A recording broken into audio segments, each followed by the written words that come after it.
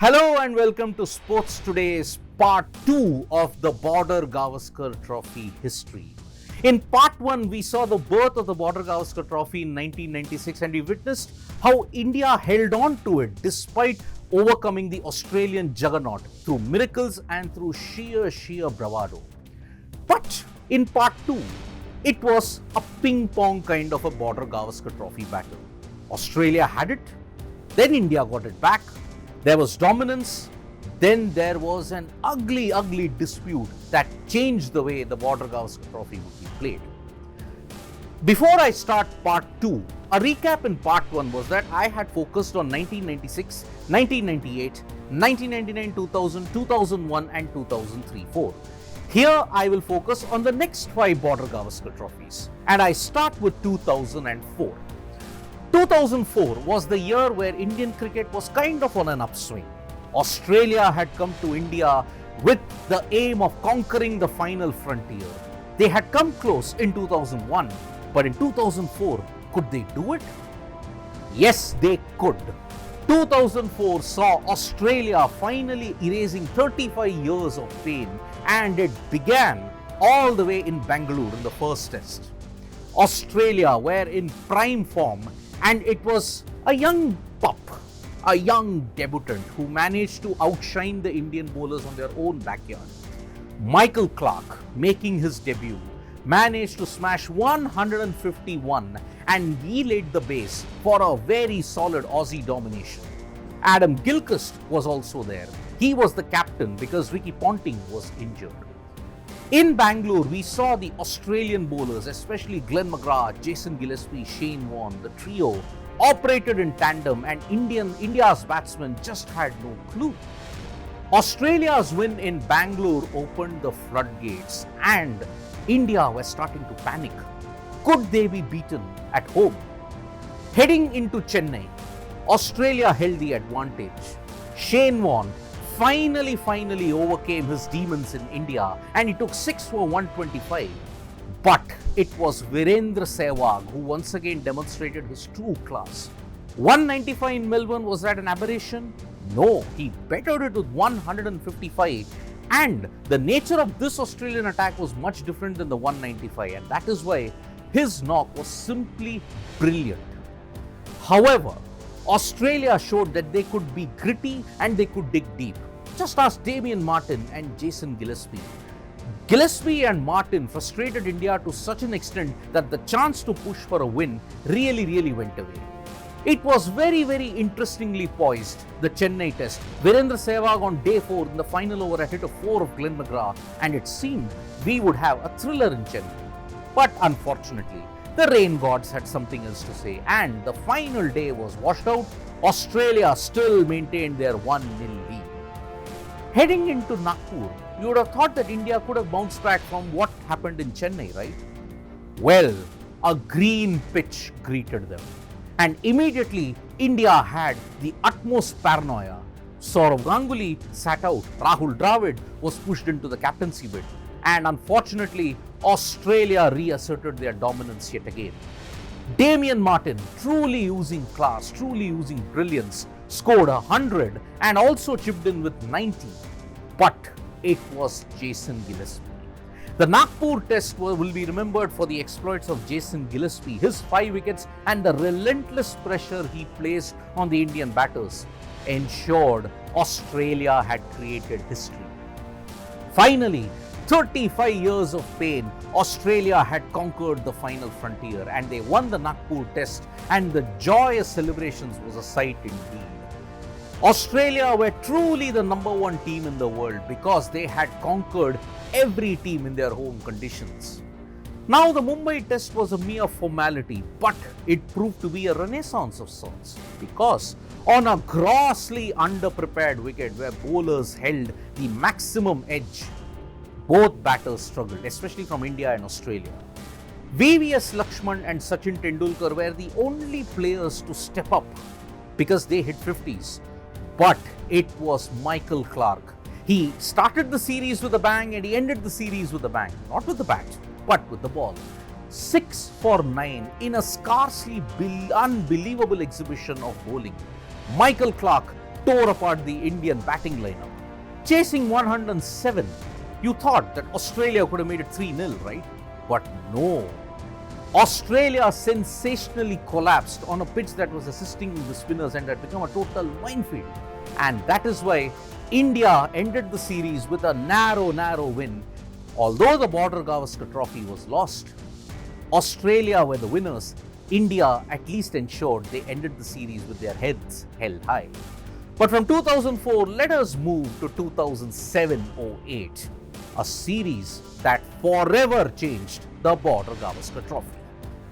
The 2007-08 series could have seen Australia dominating India in a big way, right? The scoreline reads 2-1. But the matches that happened in those series, barring one, every bit was controversial, passionate, and it truly changed India versus Australia. The Melbourne Test, for example, we saw Matthew Hayden score a century, and India had a lot to smile with Anil Kumble taking 5 wickets on Boxing Day. But it was a relentless Australia who are on top of their game. 15th consecutive win was sealed, and they had absolutely hammered India by 337 runs to go 1-0 up. The Sydney Test could have been a mere formality, right, for Australia to continue their dominance. But it was the Sydney Test where acrimony, tension, and anger reached its peak. It all began with Andrew Symonds and the umpiring decisions. 3 cast iron out decisions was not given. Andrew Symonds rode his luck, and along with Brad Hogg's 71, he made 162, and Australia managed to reach a far greater total than what they should have. The umpiring continued to be under the scanner. A lot of decisions went against the Indian players, some went against the Australian players as well. Sachin Tendulkar and VVS Laxman duo had no problems with it. Classy centuries from the duo, and India managed to take a lead. However, when Harbhajan Singh and Sachin Tendulkar were batting, something else brewed, and that was racism charges. Australia had alleged that Harbhajan Singh called Andrew Symonds a monkey, and that was when the Monkeygate racism scandal evolved, and it became a very ugly sight indeed. The umpiring continued to be against India. Michael Hussey in the second innings was not given out despite being trapped plumb in front. Hayden and Hussey went on to score centuries, and Australia could have managed to set India a bigger total, but they wanted to bowl India out. However, on the final day also, the umpiring continued to deteriorate. Rahul Dravid was given out in a very unfortunate circumstance, and Sourav Ganguly, the catch claimed, was apparently not clean. When Michael Clarke took 3 wickets on the final over with just about 10 to 12 balls to go, Australia had won a record 16th test. But the acrimony that Sydney left, it left a lasting impression. India's fans took to the streets to protest against the umpiring. Anil Kumble, the umpire, said, the Indian skipper said, only one team played in the spirit of the game. Anil Kumble's statement reignited the feud, and Australia and India's cricketing relations were never the same again. Sydney Monkeygate affair would forever be remembered as the turning point in India versus Australia clashes, because India now held the initiative. Harbhajan Singh was going to be banned for 3 tests, but the protests and the anger that the BCCI showed ensured that it would be a suspended sentence. But he was not picked for the Perth test, where history would be created. On a very bouncy and pace-friendly Perth wicket, India managed to overcome Australia in a big way in that 2008 test. Perhaps that was the turning point, because Australia had managed to hold their own in Sydney, but they had to fight every bit of the way. India were boosted by Rahul Dravid and Sachin Tendulkar's half centuries along with VVS Laxman. But unfortunately, Australia also managed to get going. The Indian bowlers, though, had stepped up, and that is why India held their own. But the Perth test ushered in a new young star. Ek aur dalega, haan dalunga. That comment from Ishant Sharma to his captain gave India a new lease of life, and the Perth test saw Ishant Sharma getting the better of an Australian legend in Ricky Ponting. His spell to him, especially the bounce, the pace, the swing, Ponting was absolutely clueless, and when he got him out, the celebrations that was there, yes, a new star had arrived. Ishan's working over of Ponting was one of the most memorable moments in India versus Australia Test cricket, and from that point on, India always held the initiative. Anil Kumble took his 600th Test wicket, and it was fitting that he did it against Australia, a team where he had always dominated. Boosted by Irfan Pathan's all-round exploits and an all-round display by the Indian bowlers, India had breached the Waka fortress and they became the first Asian team to have ever won at the Waka. So, India were 2-1 down, but they had at least shown Australia that they could do well in their own conditions even. The Adelaide Test saw Ponting, Hayden and all scored centuries, but Sachin Tendulkar and Virendra Sehwag also responded.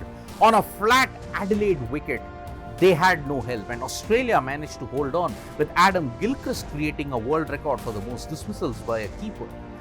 A 2-1 series win to Australia, but the series acrimony that was there in Sydney and what reflected in Perth showed that Australia no longer held the initiative, as we would be seeing in 2008 when Australia came to India.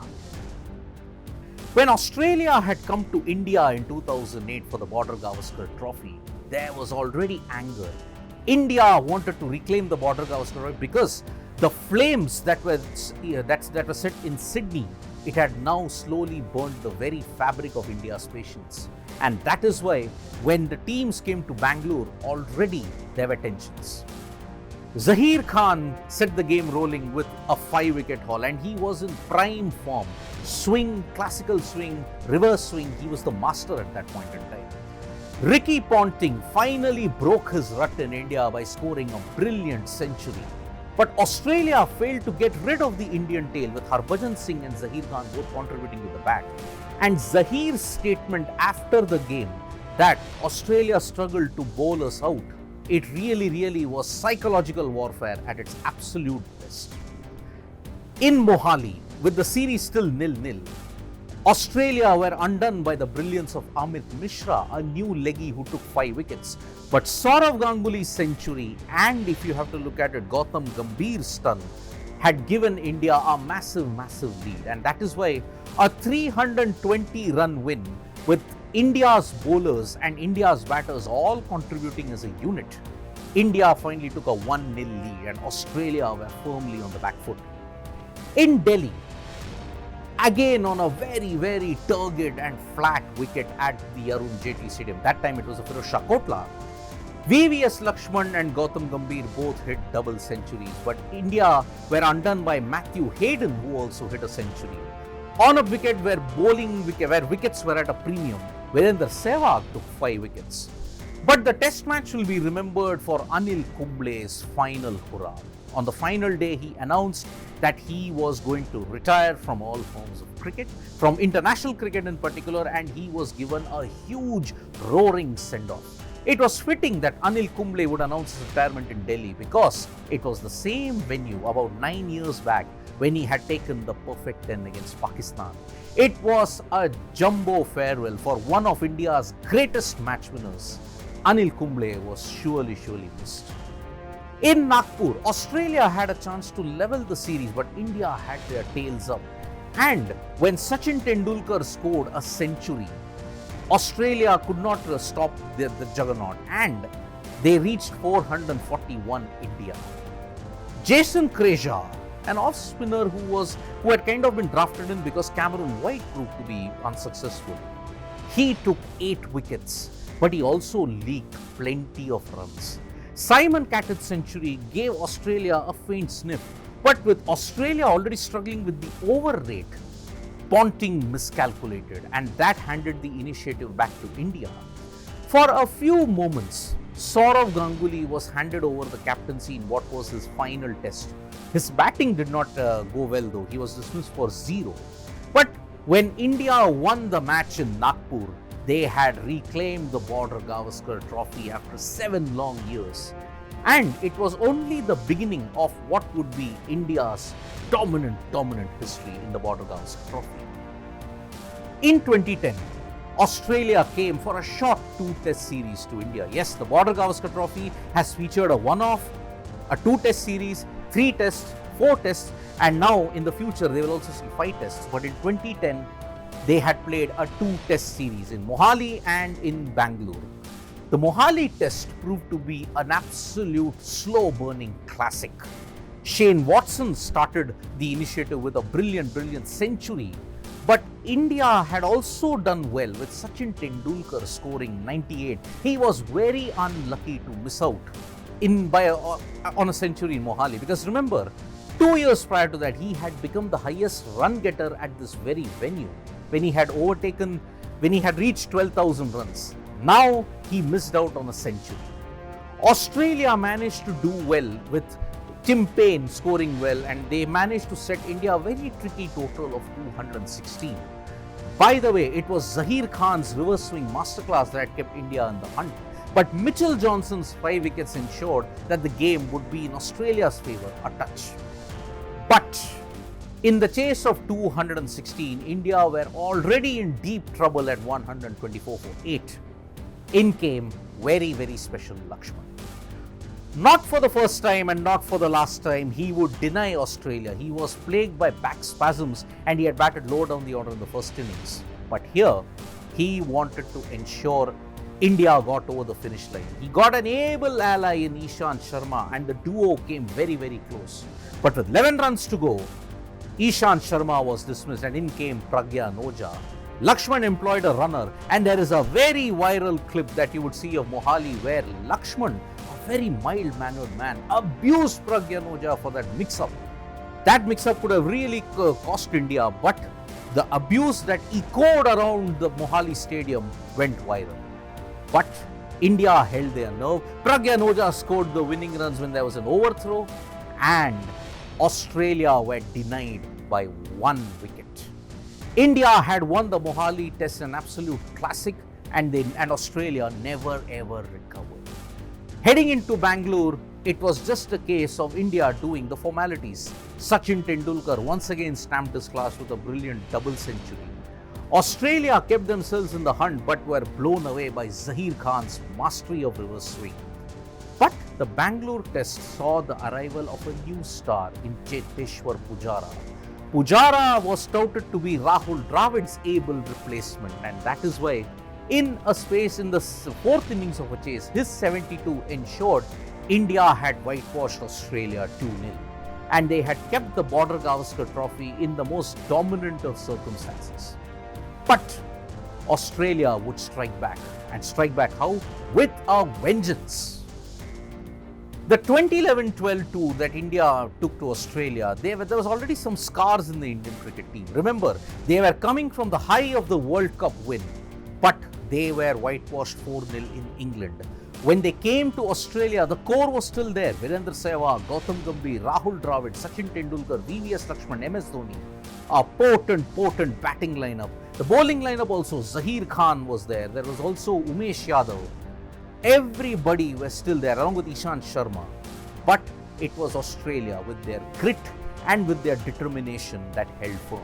Remember, prior to this Border-Gavaskar Trophy, they had lost a match to New Zealand for the first time, a test after nearly 17 years on a minefield in Hobart. Now in Melbourne, it was the turn of the Empire to strike back. Ricky Ponting managed to score a brilliant 50 and aided by David Warner and Ed Cowan's solid knocks, Australia reached a decent total. The Australian pace quartet of Ben Hilfenhaus, Peter Siddle, James Pattinson ensured that Australia would really have the initiative. They bowled India out cheaply, and even in the second innings, Australia were rescued by Michael Hussey's knock. But it was Ben Hilfenhaus who broke the back of the Indian batting along with Peter Siddle, and unfortunately India lost the test match by 122 runs and Australia had a 1-0 lead. In Sydney, could it be the venue that Sachin Tendulkar could finally get that 100th 100? He came close, but Australia dominated. After India were bowled out cheaply for 192, it was Michael Clarke, Michael Hussey and Ricky Ponting who stole the show. Michael Clarke in particular, a stupendous 329, and Ricky Ponting finally broke his own rut and also his century innings, and he scored a brilliant century. Michael Hussey only piled on the agony, and that is why Australia reached a total in excess of 600. Michael Clarke would have gone on to score 400, but he declared and gave Australia plenty of time to bowl the Indian batsman out. Sachin Tendulkar agonizingly reached 80, but unfortunately he was dismissed by Michael Clarke, who at that moment could have also walked on water. Such was his form. Michael Clarke's dismissal of Sachin Tendulkar ensured India were in no position to win the game, and although they took the team past 400, Australia had registered an innings victory.